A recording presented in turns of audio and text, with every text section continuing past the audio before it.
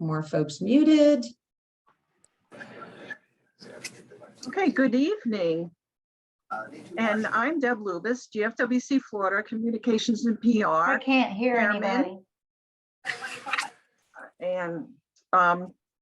And we welcome all of you to tonight's webinar. Are you grant ready? That's the name of the webinar tonight. So hopefully you're ready to hear about all this wonderful information they have to share with you today. Our presenter tonight is Metris Batts. She's GFWC Florida Grant Chairman, and we'll introduce her, and she will later on introduce her special guests shortly. We also want to acknowledge and thank GFWC Florida Second Vice President Laura Conley and GFWC Florida Communications PR Technology Carolyn Wyndham and Gail Hill for their support for tonight's webinar. Our Communications PR and Technology membership and leadership committees are bringing you this year's webinar series, and that takes on providing you all these wonderful hosts and topics. Let's start with quick Zoom instructions. Your microphone is now muted and video camera is off during the speaker presentations. We have multiple parts to the presentation today, and we will have time for questions at the end of the program. You can type your questions in the Zoom chat as you think of them, or save them for when questions and answers are at the end. So now it's my pleasure to present Metris Batts for your GFWC Grant Chairman.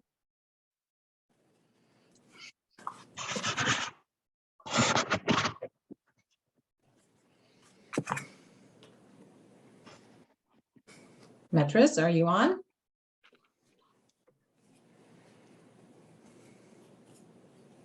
I'm going to stop sharing for a moment, folks, so we can kind of check and see if Metris got booted off again.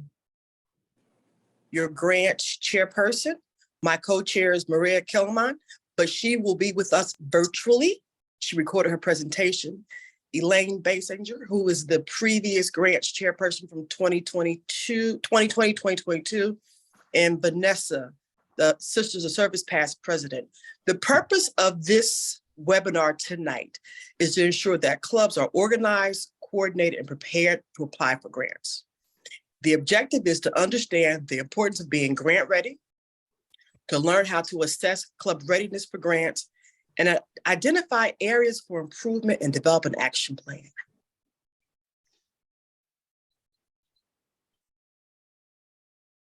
Are you ready for the first poll, Metris? I am ready for the first poll, so everybody get ready. All right, we've got some fun planned tonight, ladies. You get to participate. So if you've never participated in one of our polls before, a question is going to pop up on the screen. You just need to click the answer that applies to you. I'll give you about 60 seconds to do that, and then we'll share the results, and Metris will talk about that. So let me go ahead and launch our first poll. Here we go. Can you all see that, Metris? Yes. Excellent. We'll see what everybody thinks. There's nothing coming through. I've got 28 people who have answered it, so perhaps there's an issue on whoever's speaking on your end of your computer. Just hang with us. You'll be able to see what everybody else answered. Not sure what's going on your end. All right, ladies, we have everybody has responded. So let me end the poll, and I'm going to share the results. Can you all see that now? Okay. Do you think your club is grant ready? 21% said yes, 71% said no, and 7% said it's complicated. Thank you for participating. We are going to help you tonight. Okay, we've got one more poll before we move on. You ladies ready? Let me go back and grab that one. Here we go.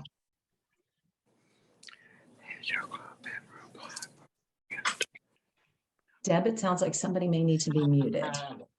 Look, I think you've got some sound in the background there. thank you.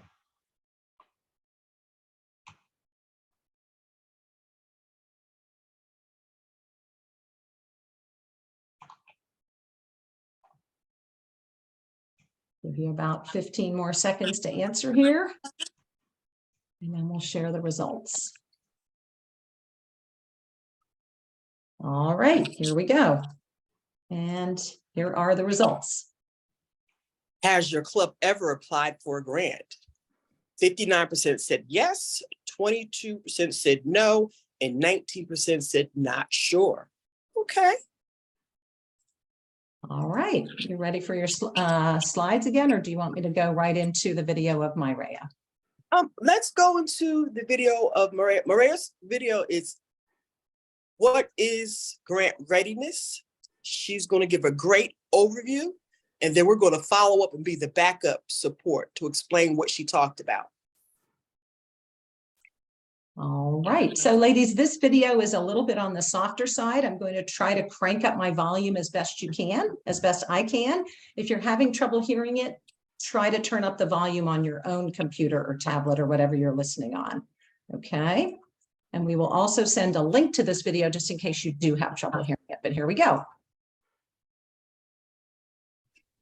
Hi, everyone. I'm sorry that I am not live, but the wonders of technology and Zoom. My name is Myrea Hillman, and I am your Grants Committee co-chair, and happy to be here with you to give you some information about grant readiness. So the first slide that I have here is incorporated with articles of incorporation and receive your tax-exempt 501c3. So it's important to determine that your club does meet all the qualifications that the Florida state has in formation of a corporation. And after being incorporated, then you can then file for the federal 501c3 tax-exempt status through Internal Revenue Service, IRS. Next. Have a clearly defined written mission statement. You probably all have one because it's probably on your bylaws. But this is very important because in every grant, they do ask you, what is the mission statement of your organization or club? So a mission statement is a unique, clear, realistic, and crucial to securing a grant. And people that are giving you money, the funders, they want to see the value of your organization to the community. Next. Have an invested and diverse board of directors. I am sure all of you here have a board of directors. It's important that your board of members serve as the leadership of the organization to manage the bylaws or change the bylaws.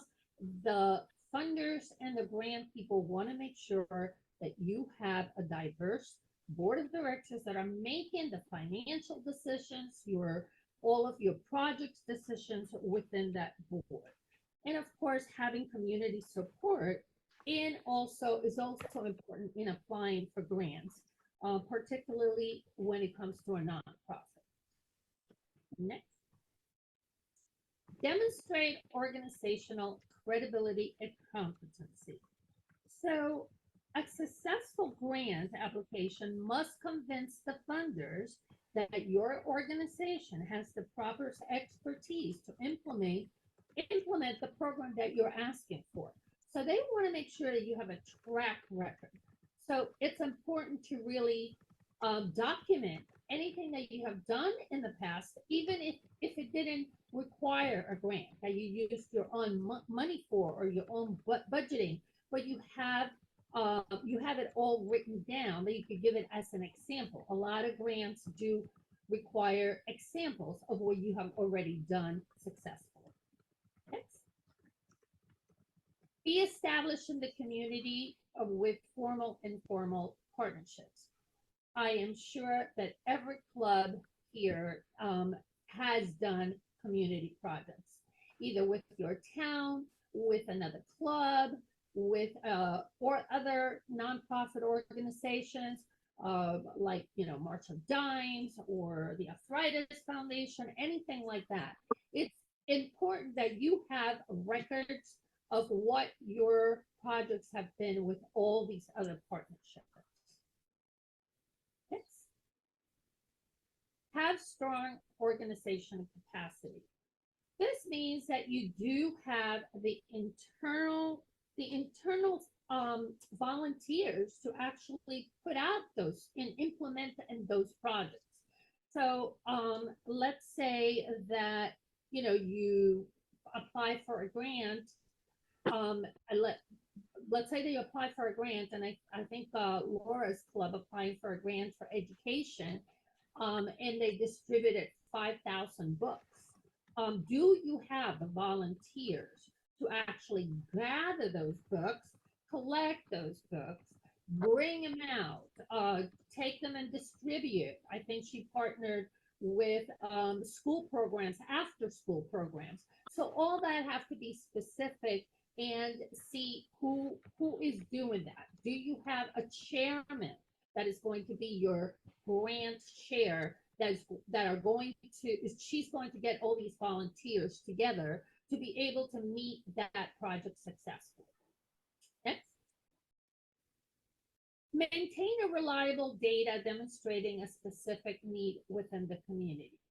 So just using that example about the books, using statistics is very important in a grant.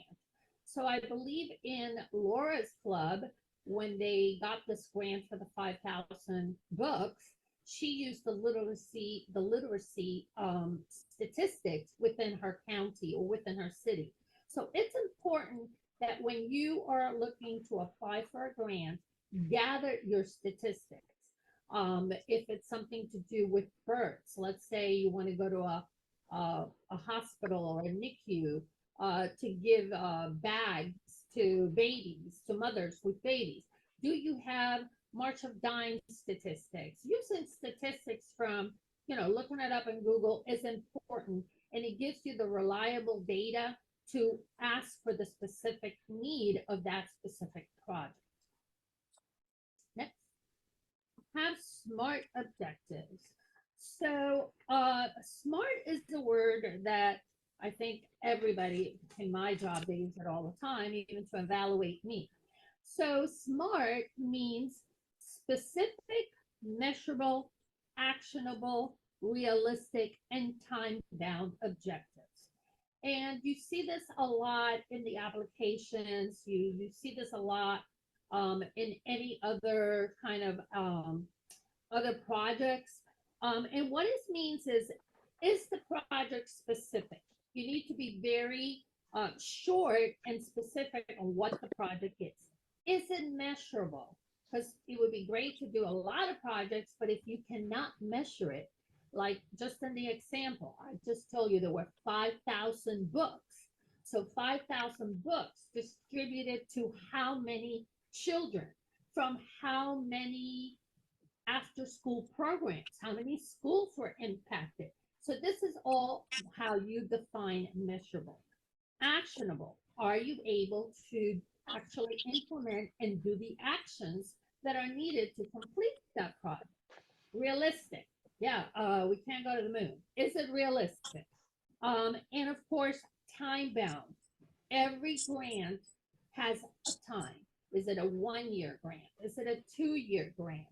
So you have to be very, I guess, aware if you are able to do the project within the time period that the grant is requiring or the time period that you are asking to do.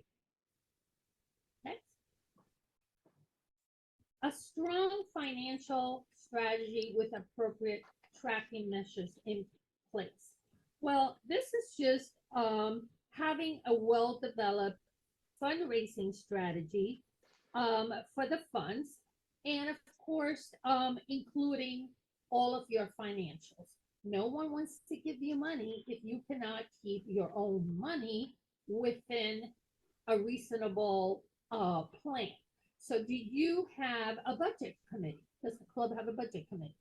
Do you have minutes for the budget meetings that you have? How do you measure your budget in the middle of the year, at the end of the year?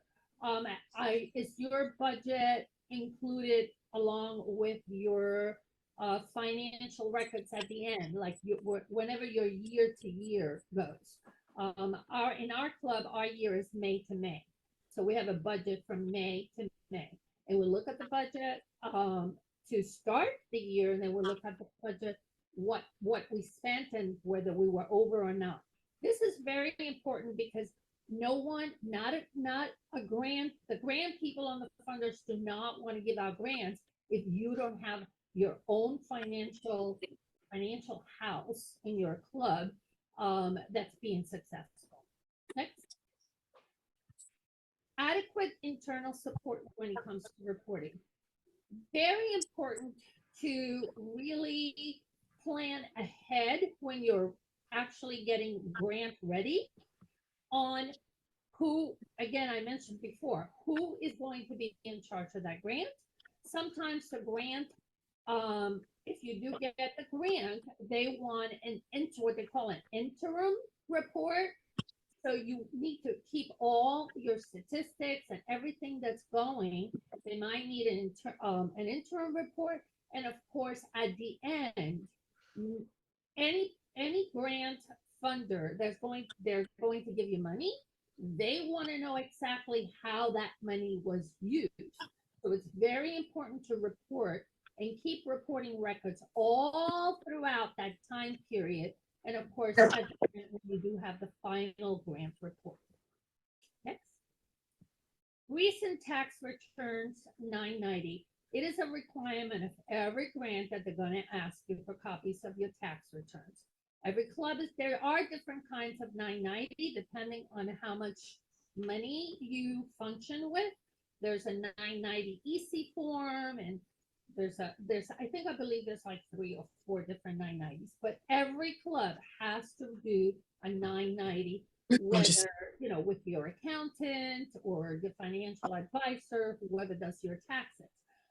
Very important to have all those records available and to review them before you do your grant.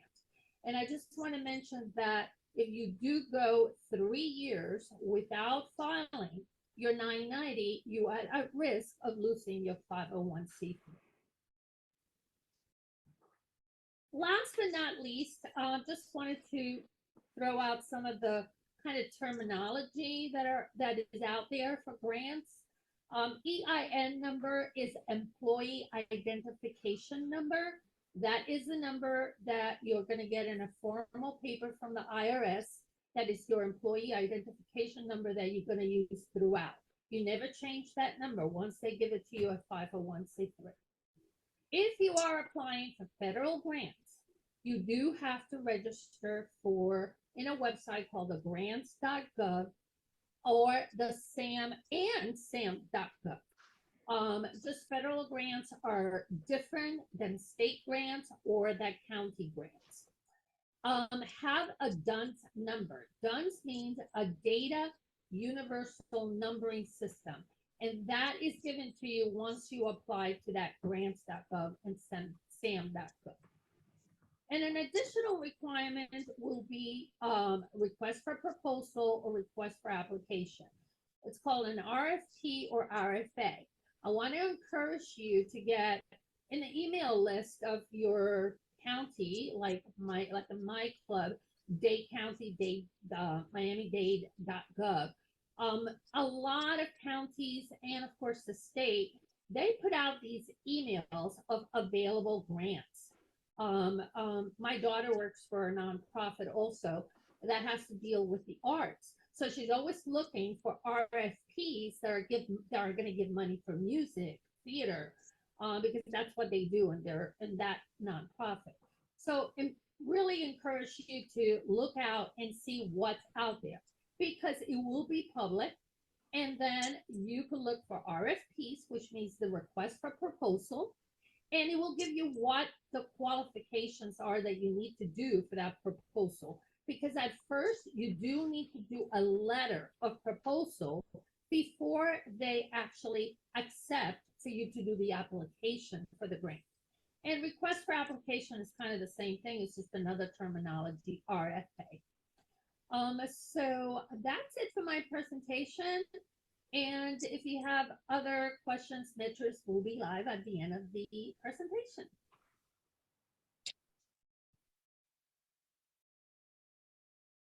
All right, Metris, coming back to you here. Give me 2 seconds. All right, I'm going to turn somebody else's video off there. And get your PowerPoint ready. So when you're ready for us, we'll be ready for you. I'm having technical. Oh, You're having a night, huh? yes, I am. The joys of technology, remaining calm, cool, and collected through all of those challenges. We're impressed. Give me 2 seconds. Okay. Okay. Can y'all hear me? Yes. Test 2, 3 testing. Okay, so we're going to spend most of our time tonight reviewing a checklist for nonprofit organizations to know whether or not they are grant ready. You will receive a copy of this checklist in your email, in your follow-up email tomorrow. Give me 1 second. So the first thing we're going to talk about is the mission statement. And most of our organizations, the mission statement was already created before we decided to join GFWC. A clear and compelling mission statement. Your mission statement is the foundation of your nonprofit organization. It communicates your organization's purpose and value to your stakeholders. It should explain what your organization does and why it does it. It should also communicate the impact your organization wants to make on the world. A clear and compelling mission statement is essential for attracting donors, volunteers, and supporters. It's a statement that explains why your nonprofit organization exists. It communicates your purpose, values, and goals. A clear and compelling mission statement should inspire and motivate stakeholders to support your cause. Example, the General Federation of Women's Clubs is an international women's organization dedicated to community improvement by enhancing the lives of others through volunteer service. I had to include that because we live the volunteer spirit. The next one, Camp Boggy Creek. Mission is to foster a spirit of joy by creating a safe and medical sound environment that enriches the lives of children with serious illnesses and their families. We really understand those 2 mission statements. The third one is another example of a clear and concise mission statement from an organization called Feeding America, which is to feed America's hungry through a nationwide network of member food banks and engage in our country in the fight to end hunger.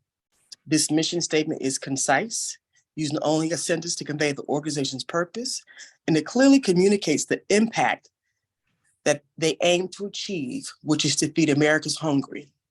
Additionally, it highlights the strategy that they will use to achieve their mission, which throughout a nationwide network of member food banks, it speaks to the importance of community engagement and addressing the issue of hunger. Take time to review your mission statement and ensure it's concise and easy to understand, and it communicates your purpose and value and goals. By doing so, you'll attract more supporters and have a greater impact on your community.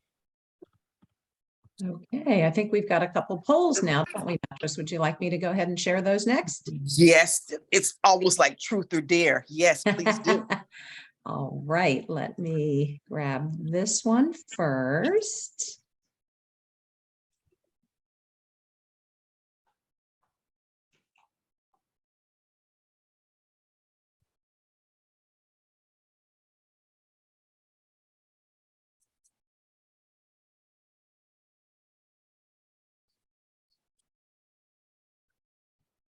Looks like most of you have answered. I'll give you another couple seconds.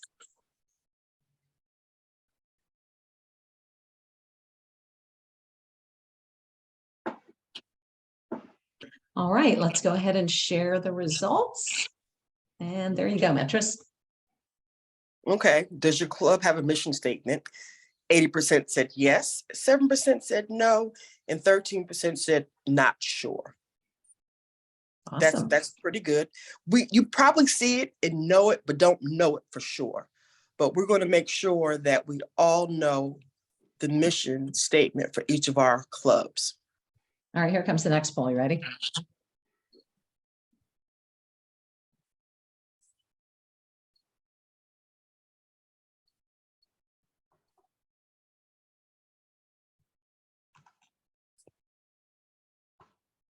Oh, they were listening.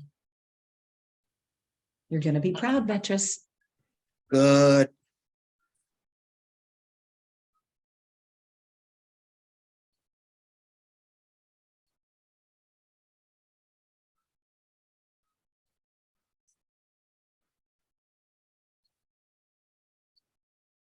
All right, ladies, about 10 more seconds. Y'all are so smart. And here we go. Look at that. Awesome. Okay, going back to your slides. Okay, Elaine, they're ready for you.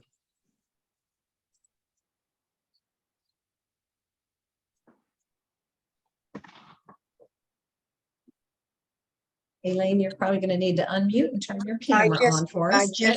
I just did that. Ladies, you're so smart. You probably don't need what my presentation is, but we're going to do it anyway. You said you know what, that it's important to establish a governance structure with a board of directors. Well, why this is so important is because they are the decision-making framework for processes and procedures that an organization has in place to ensure accountability, transparency, and effective management of resources. A governance structure also clarifies the roles and the responsibilities of your board of directors. Grants are a form of funding that is given to organizations or to individuals or other organizations for specific purposes. Governance structure is important to grants management as it ensures that the grant-making process is effective and reflects foundation values and strengthens the impact of grants on nonprofits and communities. In summary, governance structure is important in grants management as it ensures that the grant-making process is effective and reflects foundation values and strengthens the impact of grants on nonprofit communities. Thank you. I think there's another poll, Metris. Let me look and see whether that's the case or not. Yes, there is. Okay, here it comes. Well, I don't know. It's not letting me launch it. So I think we're going to have to move on without this poll. So sorry, I don't know why. Do you want me to read it or no, you can just move on? We can move on. Okay. Not sure what the problem is. Technology, you gotta love it. Here we go. Back to you, Elaine. What is a nine? I don't see my next thing is what is a 990 for? Yes, ma'am. That's right where we are. Okay. You've already heard a little bit about that, but the reason that this is so important is because that it can be pointed to proof that you're an effective organization. Wherever or the grant maker goes through your 990 line by line or just sees that it's available, that's an invaluable level of trust that is given to that grant maker. Before applying for a grant, as said earlier, make sure your 990 is up to date, because having an incomplete, missing, or late 990 record could put your organization at a disadvantage when seeking a grant. Thank you.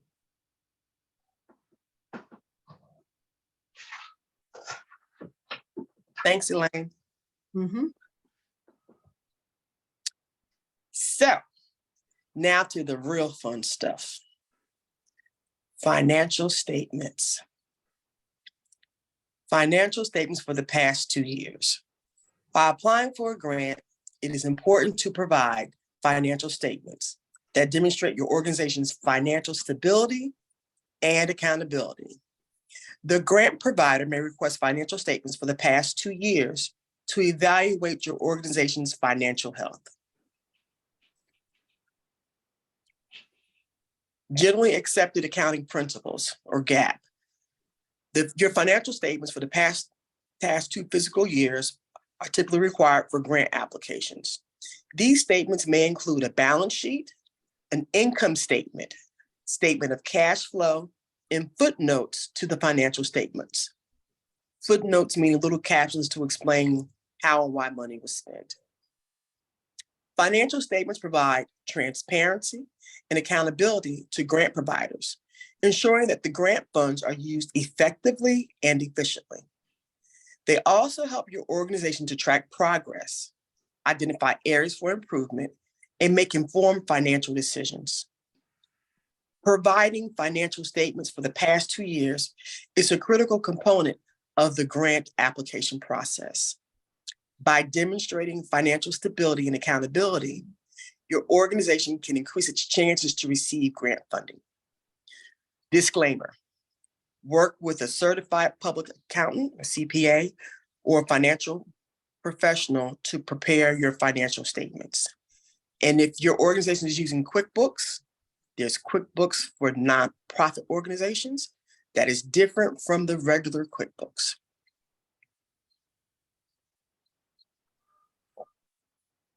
So, more money, more money.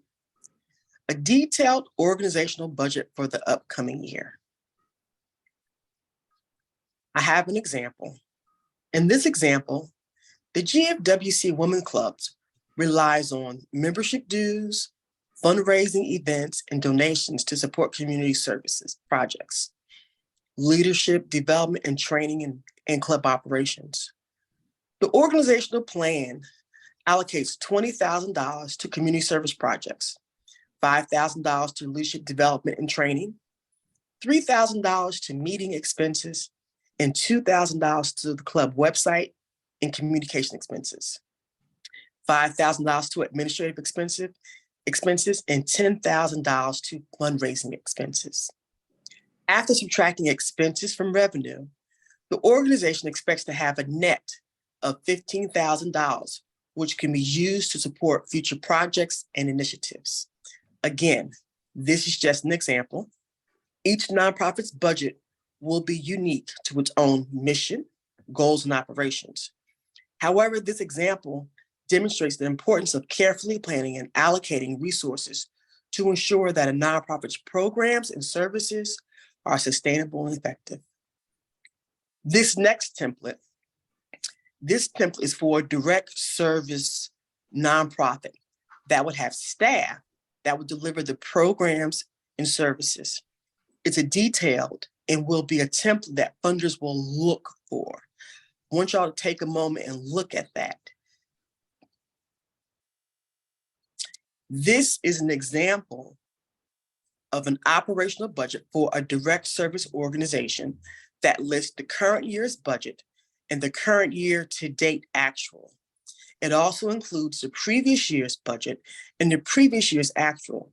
On the left side, it's the revenue, which includes membership, government grants, contracts, foundations, corporations, and individual contributions, fundraising, events, products, which could be a t-shirt or clubhouse rental income.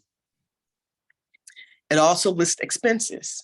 Again, this is for a direct service organization who would hire personnel to deliver the programs and services.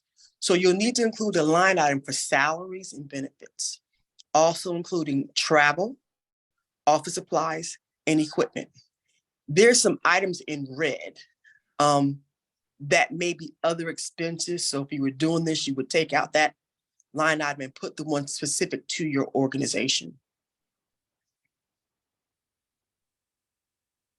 This is important because It's one of the basic things that keeps us from wanting to apply or be more financially aware of the funding sources. The next slide talks about strong programmatic impact and demonstrated outcomes.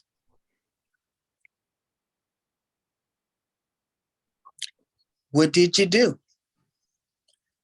What was the result? Here's an example. And y'all may have to increase the size of this one. Impact. We do a lot of community service projects, but are we measuring how successful we are? The impact for this particular program: increase access to healthy food for seniors living on a fixed income, reduce food insecurity and malnutrition among seniors, improve the health and well-being of seniors, leading to reducing healthcare costs. This organization is committed to addressing insecurities and malnutrition among seniors in their community. Through their Senior Box program, they've been able to increase access to healthy food for seniors and improve their health outcomes. By tracking their progress and evaluating their impact, they can continue to improve their programs and make a positive difference in the lives of seniors in need.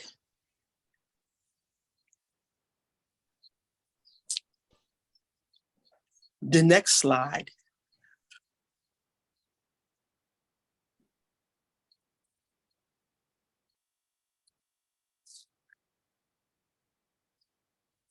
demonstrated outcomes.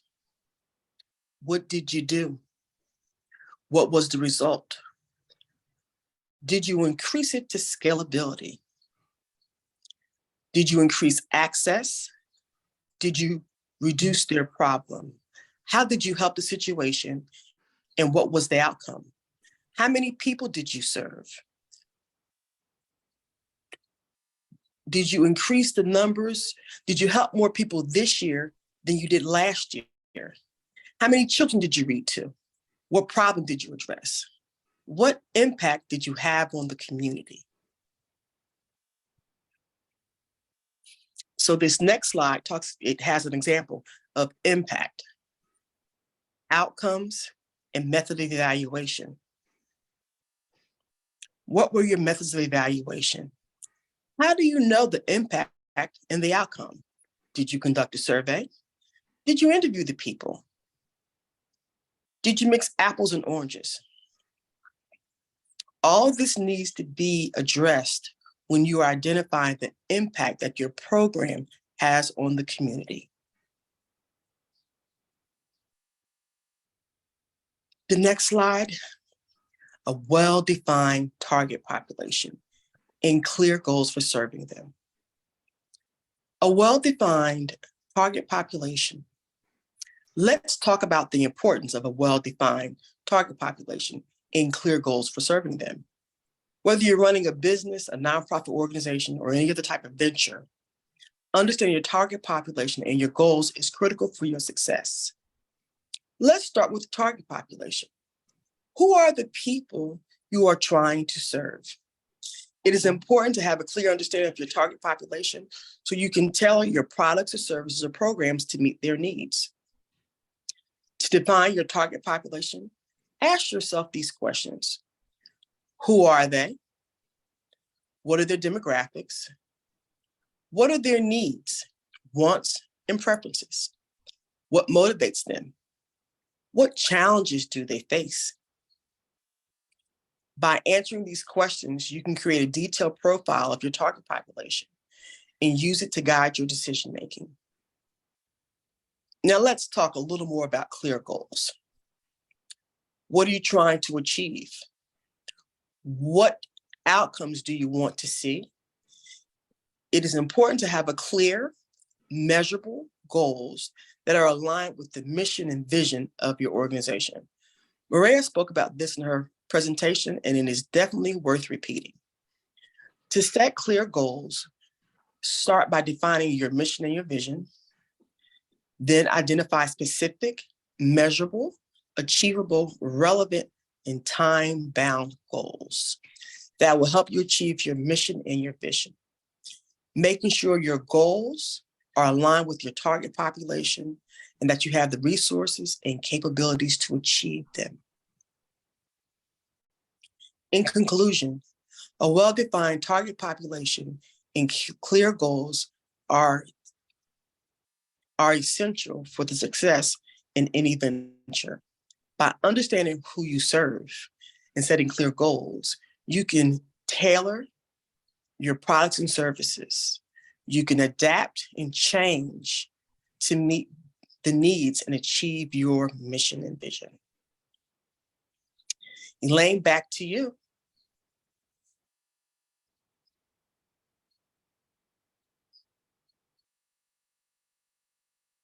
Okay, next we're going to talk about establishing partnerships and collaborations within the community. Have you all ever wondered how some nonprofits seem lucky enough to get substantial sponsorships and then the largest grants? Well, I can assure you it's not luck. These nonprofits understand the importance of building relationships with donors, volunteers, staff, and board members. Also, they know how to leverage those relationships to create community partnerships. So what are community partnerships and collaborations? Well, a community partnership is a collaborative relationship between two or more entities that's formed to address shared objectives. Community partnerships can be diverse and varied, and they can involve nonprofits, local businesses, media companies, schools, religious organizations, and many more. They are a powerful force for social change and impact, providing innovative ideas and resources to help make the world a better place. Community partnerships are often formed to tackle specific issues and then are disbanded once that issue has been resolved. So why is businesses building partnerships becoming important to grant award successes? Well, as competition continues to grow for grant funding, foundations and corporations are looking for nonprofits that have built relationships with other charities that have similar missions. Grantees are always looking for the best return on their investment, so they look favorably on organizations who have done the work to find other groups with the same goals. While you alone may not have the credibility or connections needed to request funding from a particular public or private entity, other members of your partnership might. And then you're probably sitting out there thinking, where do I start? Well, number one, identify your partners early. Don't wait until you're up against a grant application deadline to develop a partnership. Many funding agencies require that you document your partner's role and commitment to the project by including formal memorandums of agreement of letters of collaboration as part of your application package. I can tell you this can be a time-consuming process. Number two, prepare your talking points. Sit down and think about what you're going to talk about, what your ideas are, outline the possible role for each partner, and relay benefits of the collaboration. This goes a long way to convincing agencies to commit to the partnership. And then number three, you want to develop partnerships with each sector of the community impacted by your proposed project. Partners could include fellow members, local schools, colleges, universities, emergency management agencies, fire, law enforcement, lots of things out there that you could partner with, depending on what your project is. The more unified and collaborative your proposed strategy is, the more competitive you will be in the eyes of the grant funders. And then Number 4, you want to keep your partners engaged throughout the project period. It's important to involve them early on as you implement your grant-funded project. And you want to keep them engaged throughout the whole project period. So why don't you consider forming an advisory group of partner representatives and convene meetings frequently through the grant period? Invite these representatives for a cup of coffee or lunch, and don't forget to invite them to events you are holding in your community, whether they are part of the project or not, because sustaining these relationships may open doors to future grant opportunities, resource sharing, and no-cost assistance from agencies across your community and beyond. Metris, I think we're back to you.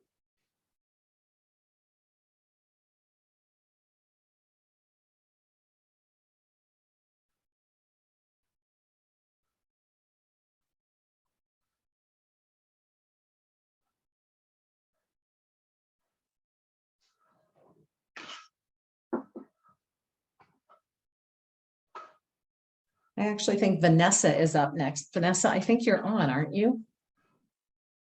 Go ahead and turn your camera and your microphone on, and you are up. I don't know if you can see me because I'm having a lot of technical difficulty. We So can. okay, good. So I'm logged on my phone so that I can see the PowerPoint presentation, but my Wi-Fi is getting a little crazy, so you may lose me.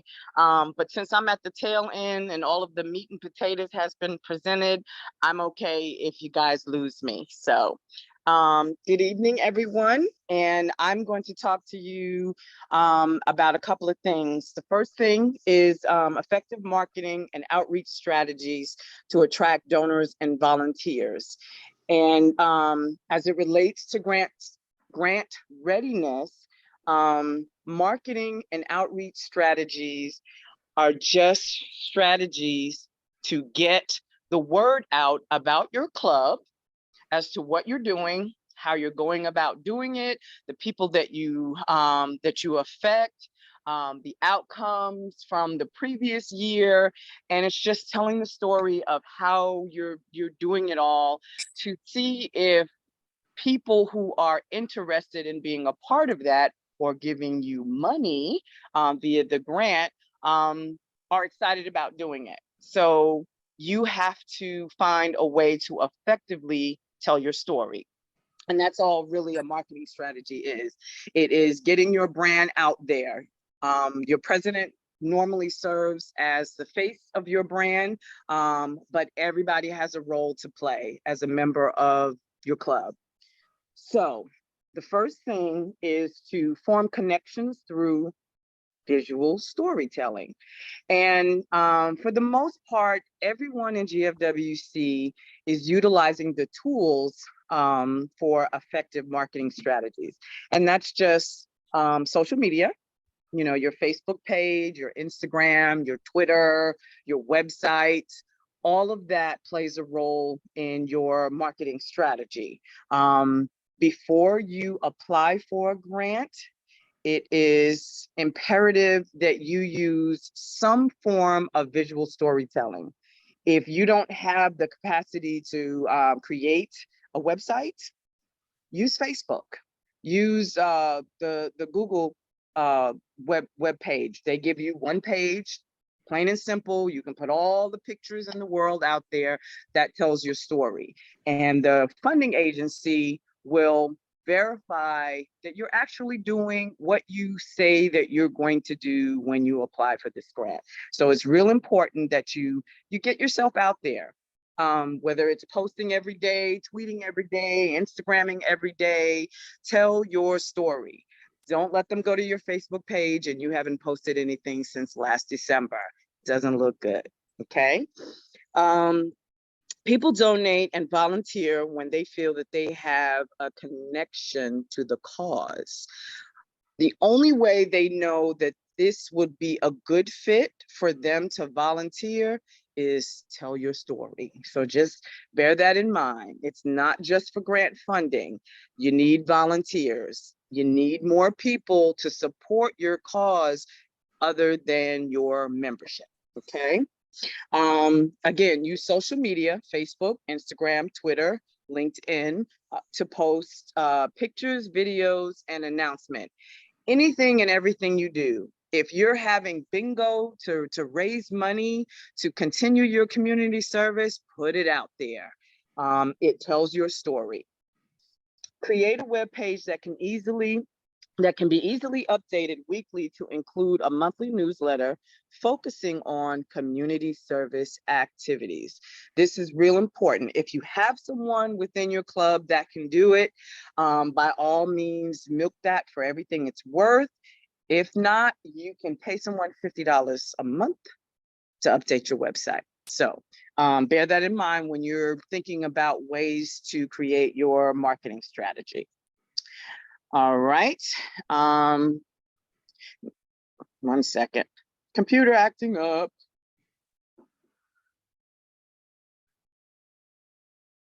Okay. Laura, can you advance the slide to, there we go.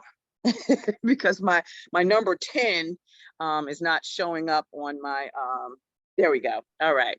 So clear and well-written grant proposals that articulate the mission goals and outcomes of the organization. It was already presented about your mission statement. Every club should be able to find the mission statement in their bylaws. It should be the first bullet point. It should be on the very first page. It should be in the opening verbiage. Your mission statement is important, especially when you're considering applying for the grant, because that is the first thing funding agencies look at, and it needs to be unchanged. If you feel that when you apply for a grant, that your mission statement is not specific enough, before you change it, make sure you change it in your bylaws. You don't want to have different verbiage everywhere, okay? And it should be plain and simple. This is what we do. This is how we plan on doing it. No long and drawn out effort. The funding agency doesn't want to read all of that, I promise you. I'm a grant reviewer, so I'm telling you, they don't want to read all of that. All right. So your club mission statement and goals should be taken directly from your bylaws, unchanged. Keyword, unchanged. Use bullet statements to elaborate the details to include examples. So when you put your mission statement in the grant application, it's okay to elaborate on the actual statement. Okay. Reference your website and social media outlets that visually tell your story. In all grant applications, they will ask you, do you have an appearance on the web? Are you out there on Facebook? If so, send us the link so we can go out there and check you out and see what you got going on. So it's important to have these things in place, because what it does, it eventually, when you do apply, it will strengthen your application, because they will already know who you are, what you're doing, how you're going about doing it, and how successful you are. So these things are important. All right, well, that concludes my presentation. Thank you, Metris. Thank you, Laura, and back to Metris.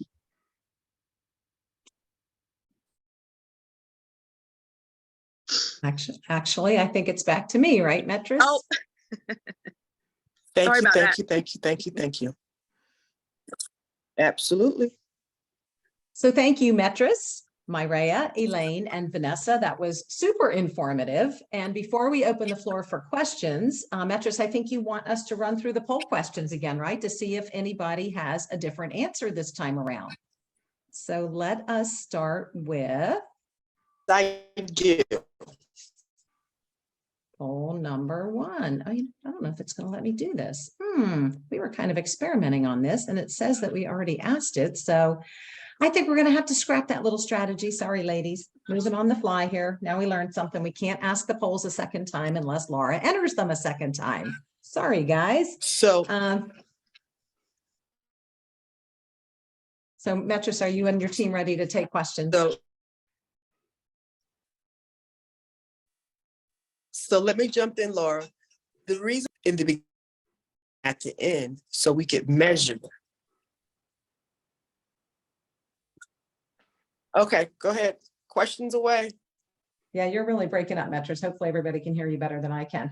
Ladies, we're not actually going into breakout rooms tonight. We are going to, we have a good sized group and we want to give you the opportunity to ask questions so that everyone can hear the answers. And Metros and the rest of her committee are prepared to answer them. So you have a couple ways you can do this. You can either type your question in the chat box, and I think I see some coming in there already, and the team will go through and answer them. Or if you know how to find that little emoji, I think it's called reactions down in the bottom on my computer, down near the stop video and all of that. If you click on reactions, there's one in there that allows you to raise your hand. So you can do that as well.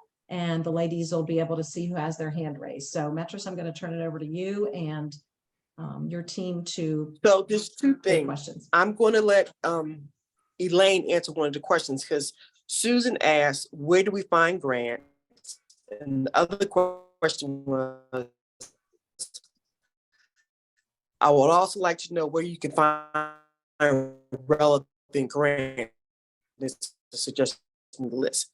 This grant readiness to make sure that everyone has for writing a grant and applying for a grant. We do great work, but we don't necessarily have all the components in place to do the actual application, like your evaluation component and your narratives, and whether you're using an evidence-based intervention or programs and services. We will submit a list of where you can find grants. Elaine, could you talk about that next door virtual application process real quickly, please? For local grants from some of your like Walmart grants, smaller grants, there's a new process that is being put in place where you cannot go directly to Walmart. I think it's Target. There's a number of them. It is now being handled by what is called Front Door. And you have to put in your application through Front Door, and it is jumping through some hoops. It took my club going back and forth because it takes them a while to answer and then you to respond. It took us 9 months to get approved by Front Door so we could apply for grants on a smaller scale through these local retail stores. We were just awarded the first grant of $500, but it's called Front Door, and you do have to have all the information that we've just given you.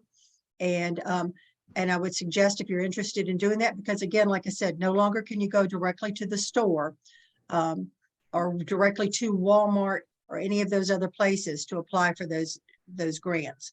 Also, Meritress, there is a list, I think, still on the website of the previous webinar last year of where you can find grants. There's a whole list of them.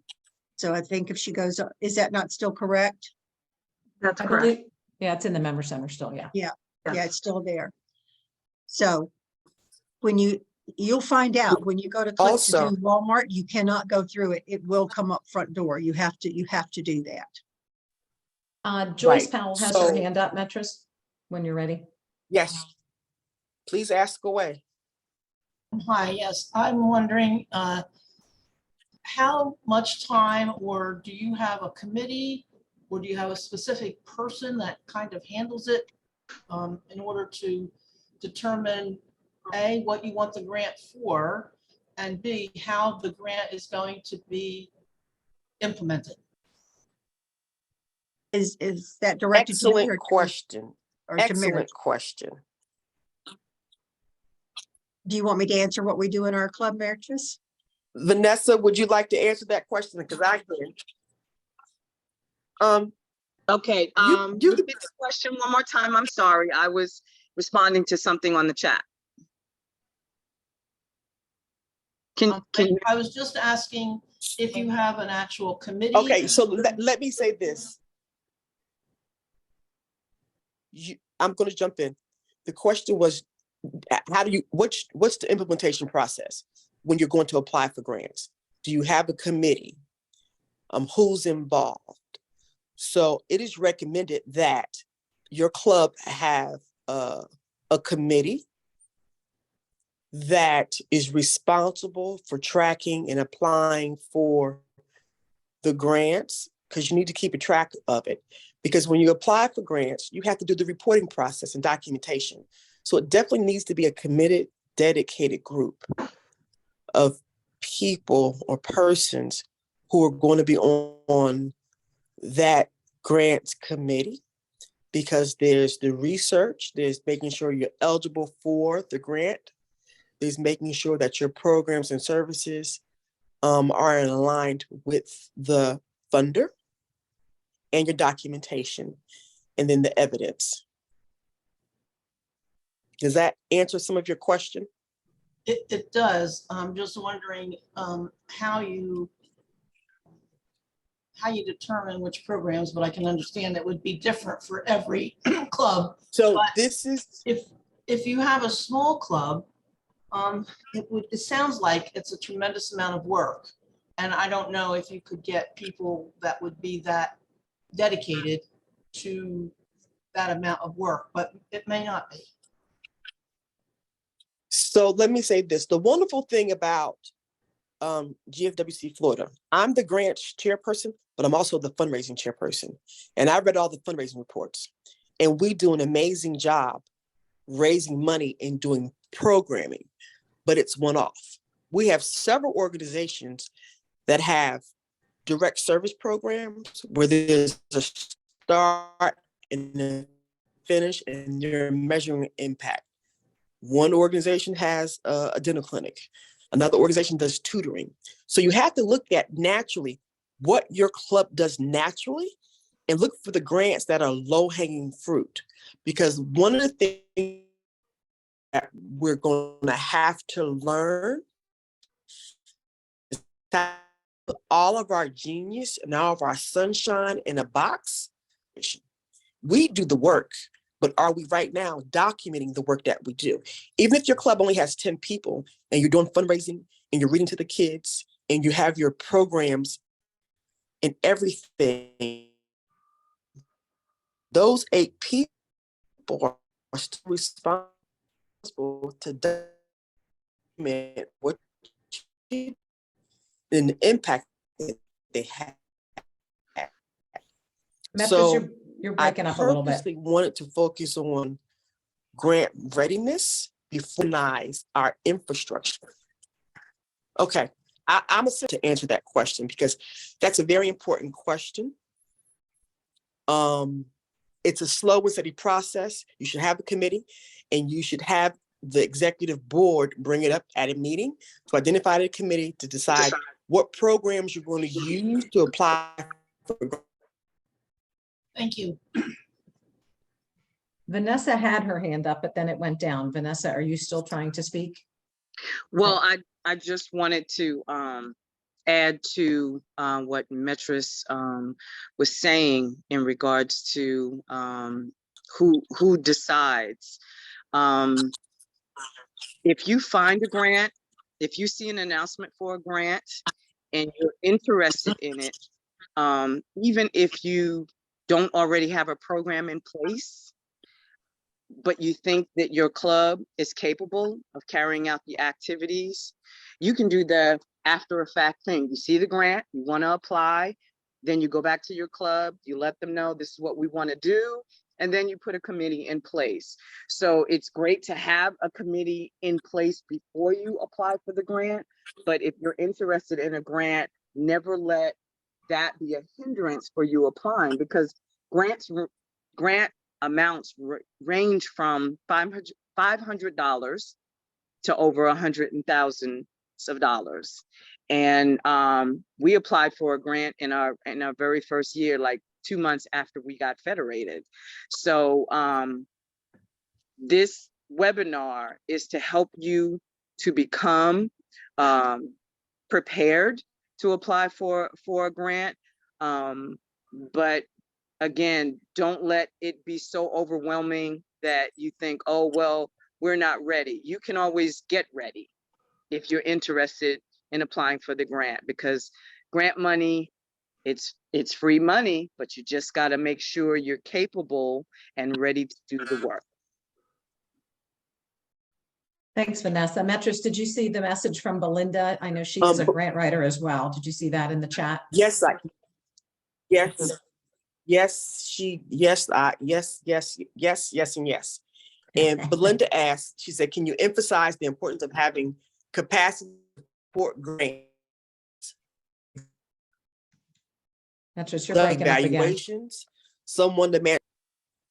Can someone read what Belinda wrote in the chat? I can read it if In one case of your other people- team wants to answer it. It says, can you emphasize the Yes. importance of having capacity to support grants, please? Example, someone to conduct program evaluation, volunteers to execute proposed grant activities, reporting, etc. Very important.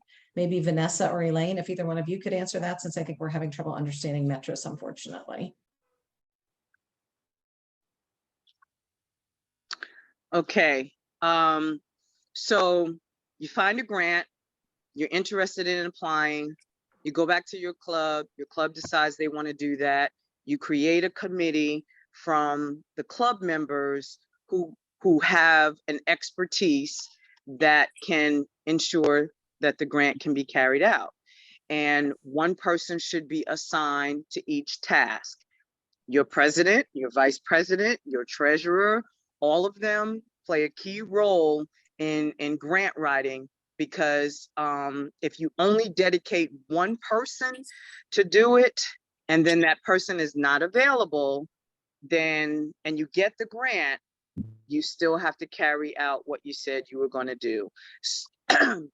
So make sure you pull from not just the committee, but your club, because once you agree to apply, then it makes your entire club responsible to carry out the activities of the grant. And you never know until you put the word out there, the amount of expertise you already have, sitting next to you. There are retired folk, that you can, voluntold to get them to be responsible for recording every step of the way of the grant application, and then someone else to help put together feedback surveys that will help in your reporting process. The feedback surveys are important to your measuring your outcomes. How successful were you in carrying out the activities of the grant? So it's important to have those people in place before you apply. Thanks, Vanessa. All right, I don't see any other hands raised, and I believe we have been through all the questions in the chat box. So I hope, ladies, that you have enjoyed tonight's webinar and you feel inspired to help your club become grant ready. Before we go, just a couple of reminders and also a couple of comments. I saw several of you ask for a copy of the PowerPoint slides. We don't always share that, but Metris, with your okay, we'll go ahead and have Carolyn include that in the follow-up email tomorrow. Is that okay? Yes, and is it possible? I would like to share my script. Absolutely. Yeah. I would like to share the script because it gives a little bit more detail about the slides. I'm So you sure can they share would my love script that. with them. They would love that. All right, Carolyn. So I know you have a copy of that, and we'll make sure that you all get that. I also want to say welcome to Gail Hill. We are delighted that she is now part of the Communications and PR Committee. And she and Carolyn are working together to, I've seen the survey link go in the chat box a couple of times. Please click on that link before you go, ladies. We really want to hear from you. We read every single comment and work it into future webinars. So we appreciate your feedback. This is actually our last webinar for the first year of this administration. I can't believe we're halfway through this administration already. We're going to take a short break over the summer. We will be back in September with a webinar presented by myself and the membership committee. It's about member engagement. So stay tuned for those details. We did listen to your feedback, which said, some of you said, I can never make it on a Wednesday night. So we're going to kind of switch up some of the dates. Some of them will still be Wednesday nights. Some of them may be different weeknights or even a Saturday morning. And as always, they will all be recorded. So if you miss it, you can always check out the recording. But we'll be doing webinars each month from September of this fall, 2023, through April of 2024. So that schedule will be out soon. You'll receive an email from Gail and Carolyn tomorrow evening. It'll have a copy of the recording from tonight's webinar. It will have the survey link in case you don't get a chance to do it. It'll have the PowerPoint slides. It'll have Metris's script, and it will have that checklist of the 10 items that Metris and her committee went through. So with that, unless anybody has any other questions, I just want to say a huge thank you again to all of our presenters, all of our helpers, and all of you for being here tonight. Let me do a quick look at the chat box. I see some other questions, Metris. I'll make sure that you guys get the transcript from the chat box in case there Thank are you. other things you want to follow up with. And with that, ladies, have a great evening. Thanks so much for being here. Bye, everyone. Bye-bye. Bye. Thank you. Bye-bye.